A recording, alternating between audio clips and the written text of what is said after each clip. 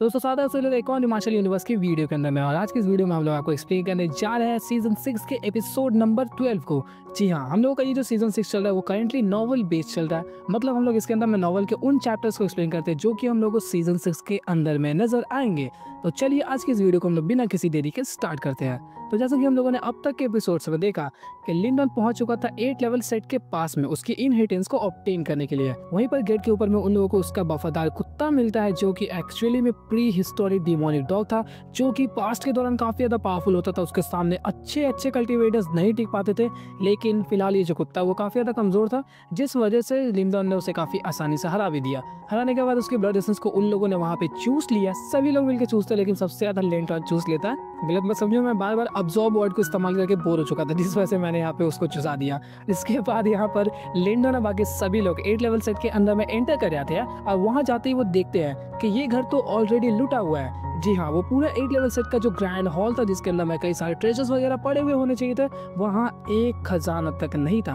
और सभी लोग बिल्कुल पागल हो चुके थे कि इतना अच्छा सेट कैसे पूरा का पूरा खाली हो सकता है। जिसके बाद सभी लोग एक बड़े से हॉल के पास से पहुंचते हैं। हाँ, उन लोगों को वहां पर नजर आता है एक बड़ा सा ताबूत। सॉरी, मैं भूलिए आपको बताना कि एक्चुअली वो ताबूत नहीं बल्कि एक तरीके का बड़ा स्टोन टैबलेट था। और ये जो स्टोन टैबलेट था वो कोई नॉर्मल नहीं था, इसके अंदर से कई सारी अलग अलग तरीके की ऑराज वहाँ पे सभी लोगों को महसूस हो रही थी। इसी दौरान एक के अंदर में चुल मचता है जो कि था हम लोग का मोशा, और वो वहाँ पे जाके चेक करता है। तब उसके ऊपर में उसे 3 इम्प्रिंट्स नजर आए। एक था पाम इम्प्रिंट, एक था फिस्ट इम्प्रिंट और एक था फिंगर इम्प्रिंट। उसने जैसे ही पाम इम्प्रिंट को वहाँ पे टच किया, एक बूम सा आवाज आता है, वो पीछे की तरफ दीवार में आके धड़ाम से लड़ जाता है। इसके बाद उसकी हालत वहाँ पे पतली हो चुकी थी। इसके साथ साथ यहाँ पे लिंडन समझ चुका था कि पूरा का पूरा इस 8 लेवल सेट का खाली होने का सिर्फ और सिर्फ एक ही कारण था कि एक्चुअली में इसकी जो इनहेरिटेंस है वो कहीं और नहीं बल्कि इसी स्टोन टैबलेट में है। जिसके साथ हम लोग का ये वीडियो वहीं पर एंड हो गया। तो अब आगे मोशा के हाथों में कुछ ज्यादा खुजली हुई, जिस वजह से जैसे ही उसने उस स्टोन टैबलेट के ऊपर में टच किया तो उसके अंदर से जितनी भी तेज पावरफुल ऑरास थे वो एक जगह पे कंडेंस होती है और एक साथ शॉट आउट हो जाता है। और वो जो शॉट आउट हुआ वो डायरेक्टली मोशा के ऊपर में हुआ, जिस वजह से वो पीछे की तरफ में जाके बड़ाम से गिर जाता है। उसकी हालत वहाँ पे काफी ज्यादा खराब हो गई, क्योंकि वो जो एनर्जी शॉट था वो इतना ज्यादा पावरफुल था कि उससे एक सेकेंड वहाँ निर्वाणा कल्टिवेटर तक नहीं रोक पाया। और इस चीज को देखकर वहां पर जितने भी कल्टिवेटर्स आसपास में उस हॉल में खड़े हुए थे उनकी हालत खराब हो गई। लिटरली उनके पसीने छूट गए कि आखिर कितना पावरफुल ये एनर्जी था कि इससे सेकंड वन निर्वाणा कल्टीवेटर तक नहीं रोक पाया। यहाँ तक कि उसके साथ में जो 2 और कल्टीवेटर्स हम लोग को नजर आते हैं, सोंगद्वान और पंगफी, वो लोग भी वहाँ पे नहीं समझ पा रहे थे कि आखिर इस सिचुएशन के दौरान हुआ क्या। लेकिन लिंडन को यहाँ पे ऑलरेडी पता था कि यहाँ पे जरूर कुछ ना कुछ गड़बड़ है, और जैसे ही वो उसे टच करेगा तो वहाँ पे कुछ हो सकती है। क्योंकि जैसे उसका हाथ वहाँ पे कॉन्टैक्ट बनाता है तो लिंडन वहाँ पे उस चीज को फील कर पा रहा था कि उसके अंदर में अलग तरीके की एनर्जी रिपल्स क्रिएट हो रही है,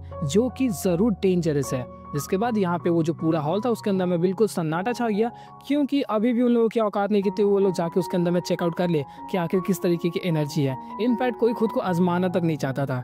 इसी दौरान वहाँ पे तकरीबन ये 2-3 मिनट का मौन व्रत उन लोगों का कंटिन्यू हुआ, और उसके बाद ही वहाँ पे सोंगद्वान बोलता है कि हम लोग यहाँ पे काफी मुसीबत भरी कई सारी कठिनाइयों को पार करते हुए आए हैं, और 8 लेवल सेट की इनहेरिटेंस को ऐसे ही जाने दे ये बिल्कुल भी अच्छा नहीं होगा।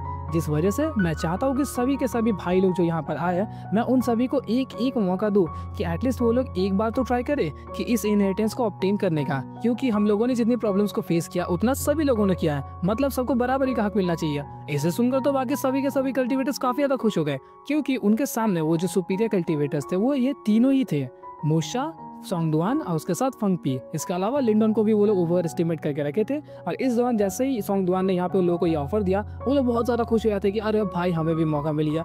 लेकिन इन लोगों का असलियत क्या घंटा पता है, वहाँ पे सोंगद्वान का प्लान एक्चुअली में कुछ और ही था। सोंगद्वान वहाँ पे चाहता था कि ये सभी के सभी कल्टिवेटर्स एक एक बार करके ट्राई करें, और जैसे ही वो लोग ट्राई करेंगे तो सोंगद्वान को सभी चीजें पता चल जाएगी कि इसे कैसे करके इंड्योर करना है या फिर कैसे करके हम लोग को ऑब्टेन करना है। जिस वजह से उसने सोचा लाइन में लगो मरो सालो।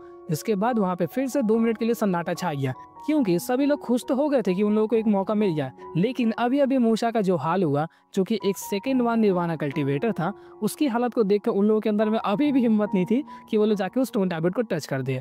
इस दौरान तक सब लोग आपस में खुशफुसा रहे थे, कई जगह पर सन्नाटा था, सभी लोग एक दूसरे का चेहरा देख रहे। तभी वहाँ पे एक बोल्ड और बैडस मूव होता है, जो कि कोई और नहीं बल्कि हम लोग का मेन लीड लिंडन वहाँ पे करता है। इसके बाद लिंडन वहाँ पे 2 से 3 कदम आगे की तरफ में बढ़ता है उस हॉल के अंदर में। सभी लोग उस चीज को देख के बिल्कुल कपड़े फाड़ देते हैं। ओ भाई, द सुपरस्टार इज एंट्री यहाँ पर कर रहा है। उसके बाद वो लोग क्या क्या नहीं बड़बड़ाने लगे। अरे ऐसा कुछ नहीं था। एक्चुअली में सभी लोगों की नज़रें उसके ऊपर में टिक गई, क्योंकि यहाँ पे किसी के अंदर में इतनी हिम्मत नहीं थी कि वो लोग जाके टच करे। और वहाँ पे जब लिंडन बढ़ेगा तो सभी लोग ऑफ कोर्स उसे देखेंगे ही, क्योंकि वो स्टार्टिंग से ही काफ़ी ज़्यादा ओवर एस्टिमेटेड था। सभी लोगों ने सुना कि वो इतने पावरफुल कल्टिवेटर्स को मार के आया, इन तीनों को दबा के रखा है, जिस वजह से वो लोग उसे एक रिस्पेक्टेड नज़रों से देख रहे थे। और जब वो एक बैडस मूव को यहाँ पे कर रहा था तो सभी लोग काफ़ी ज़्यादा क्यूरियस थे, क्या वो उससे कर पाएगा या फिर नहीं। इसके बारे में सभी लोग देखने के लिए काफ़ी ज़्यादा इंटरेस्टिंगली उसकी तरफ में घूरे जा रहे थे। और फाइनली लिंडन अब वो कूल्ड और बैडस मूव को करते हुए वो पहुंच चुका था उस स्टोन टैबलेट के पास। वहां पहुंचते ही लिंडन एक गहरी सांस लेता है, फिर उसके बाद अपने हाथ को उस फिस्ट के ऊपर में टच करता है। यहाँ पे लिंडन भी काफ़ी ज़्यादा स्मार्ट है, क्योंकि मैं एक्चुअली में तुम लोग को बताना भूल गया कि जब सॉन्ग दुआन ने सभी लोगों को ऑफर किया कि तुम लोग जाके एक एक बार ट्राई करो, तब उस दौरान सभी लोग नहीं जाते, बल्कि एक कल्टीवेटर उनमें से ट्राई करता है, जो कि फर्स्ट वन निर्वाणा कल्टीवेटर था।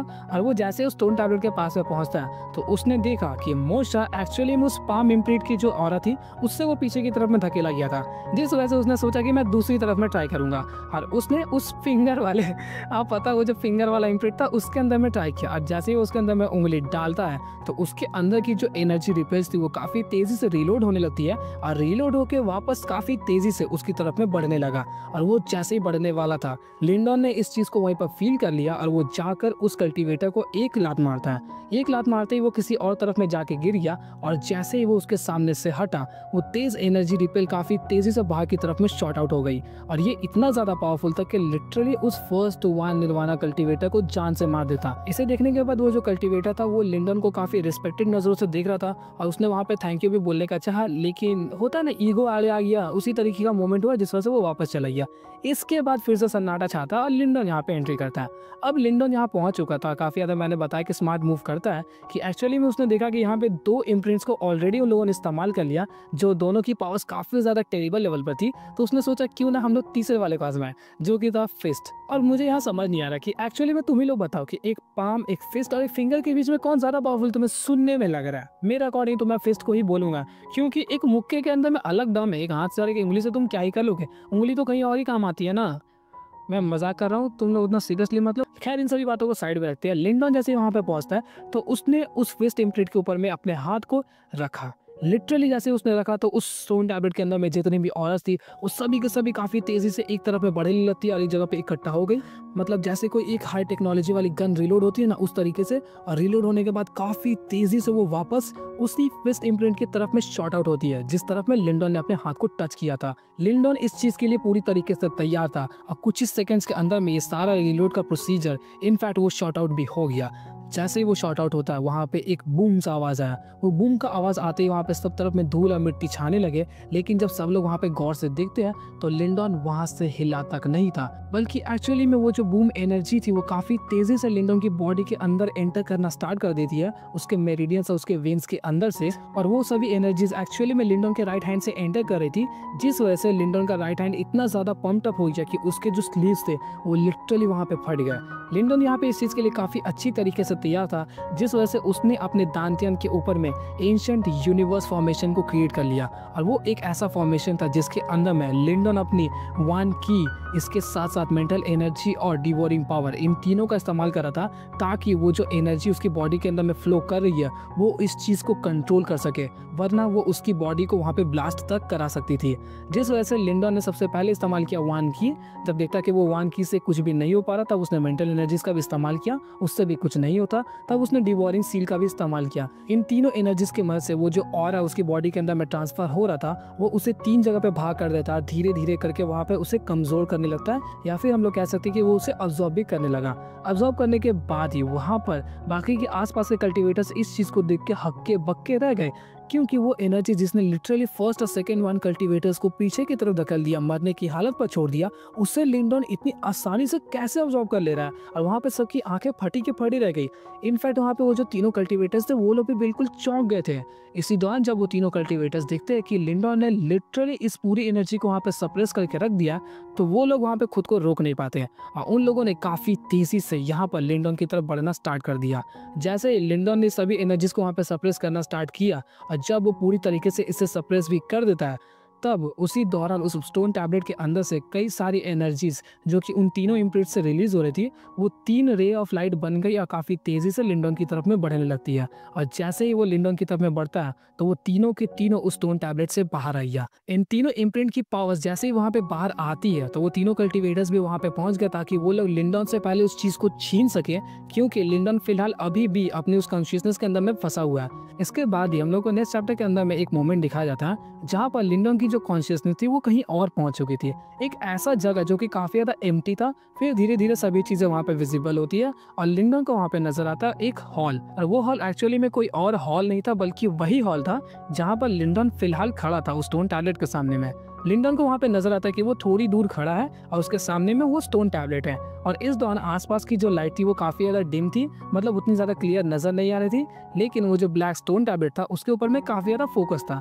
तुम लोग इमेजिन कर सकते हो मैं किस तरीके से कह रहा हूँ। इसी दौरान उसको नजर आता है कि उस स्टोन टैबलेट के सामने में एक ओल्ड मैन खड़ा है जिसकी पावर्स ऑलमोस्ट उसे वहाँ पे फील नहीं होती, क्योंकि वो एक्चुअली में एक तरीके की मेमोरी है जो कि उस स्टोन टैबलेट के अंदर में वहाँ पे फिक्स करके या फिर स्टोर करके रखी गई है, जिस वजह से लिंडोन समझ नहीं पाता कि वो जो ओल्ड मैन है उसकी पावर्स कौन से लेवल पर होगी। इसी दौरान वहाँ पे लिंडोन को नजर आता है कि वो जो ओल्ड मैन है उसने वहाँ पे कुछ सील्स को क्रिएट किया। इसके बाद उसने एक हल्का सा पाम को क्रिएट करके उस स्टोन टैबलेट के ऊपर में टच करा। इस पाम को देख के कोई भी कह सकता है कि एक सिंपल सा मार्शल आर्ट्स पाम था जिससे कुछ ज्यादा भारी डैमेज नहीं होगा, लेकिन जब वो उस स्टोन टैबलेट को टच करता है तो उसके आसपास की एनर्जी रिपल्स इतनी तेजी से वहाँ पे फ्लक्चुएट होने लगती है कि वहाँ पे स्पेशल क्रैक्स तक अपीयर हो गए, और कोई भी नॉर्मल कल्टीवेटर उस रिपल्स को वहाँ पे इंड्योर तक नहीं कर सकता था। इनफैक्ट लिंडोन अपनी कॉन्शियसनेस में भी उस चीज को फील कर पा रहा था। इसी के बाद वो जो ओल्ड मैन था उसने फिर वहाँ पे 2 और हमले किए, जिनमें से दूसरा था एक फिस्ट और तीसरा था एक फिंगर। फिर से पता नहीं क्यों फिंगर, मतलब मुझे लग रहा है कि उस बुड्ढे की उंगली में कुछ ज्यादा ही पावर्स है, शायद से उसने कहीं और प्रैक्टिस किया। तो वहाँ पर जैसे लिंडोन ने इस फ्लैशबैक को देखा तभी लिंडोन की जो कॉन्शियसनेस थी वो वापस आती है रियल वर्ल्ड के अंदर में, और वहाँ पे वो गौर करता है कि वो जो तीनों वन कल्टीवेटर्स है वो लोग उसकी तरफ में काफी तेजी से बढ़ रहे हैं, और उन लोगों ने एक्चुअली में उन तीनों रे ऑफ लाइट्स के ऊपर में हमला बोल दिया। सौंदवाना फनपी एक्चुअली में उस फिस्ट और फिंगर वाले ऑरा के ऊपर में हमला करते हैं, क्योंकि उन लोगों को पता था कि वो लोग एक्चुअली शेर के मुंह से निवाले को छीनने जा रहे हैं, और अगर लिंडोन के सामने वो जो पाम इम्प्रिंट है उसके ऊपर वो लोग हमला करते हैं तो लिंडोन और भी ज्यादा भड़क जाएगा। इनफैक्ट लिंडोन का पहला टारगेट वही होगा जो कि उस पाम इम्प्रिंट के ऊपर में हमला करने वाला है, और इतना ज्यादा जिगरा उन दोनों के अंदर तो नहीं था कि वो लोग हमला करें, और इसे जिगरा नहीं बोलते बल्कि चालाकी बोलते हैं। इसके बाद ही सबसे जिगरा वाला लौंडा वहाँ पे नजर आता है, मोशा। हाँ, वो वही कल्टीवेटर था जिसने उस पाम इम्प्रिंट के ऊपर में टच किया और काफी तेजी से पीछे की तरफ में गिरता है। वो कल्टीवेटर वहाँ पे उस पाम इम्प्रिंट को वहाँ पे छीनने आया था, और लिटरली लिंडोन यहाँ पे अपनी कॉन्शियसनेस को पूरी तरीके से रिकवर करता, तब तक उन तीनों कल्टीवेटर्स ने इन तीनों रे ऑफ लाइट्स को वहाँ से चुरा एक ही झटके में भाग जाते हैं। भागते ही लिंडोन की यहाँ पे कॉन्शियसनेस पूरी तरीके से रिकवर हो, या वो पूरा आग बबूला हो गया। वो चिल्लाता है कमीनो यही रुक जाओ, और वो ऐसा चिल्लाकर उनके पीछे जाने ही वाला था उन लोगों को मारने के लिए।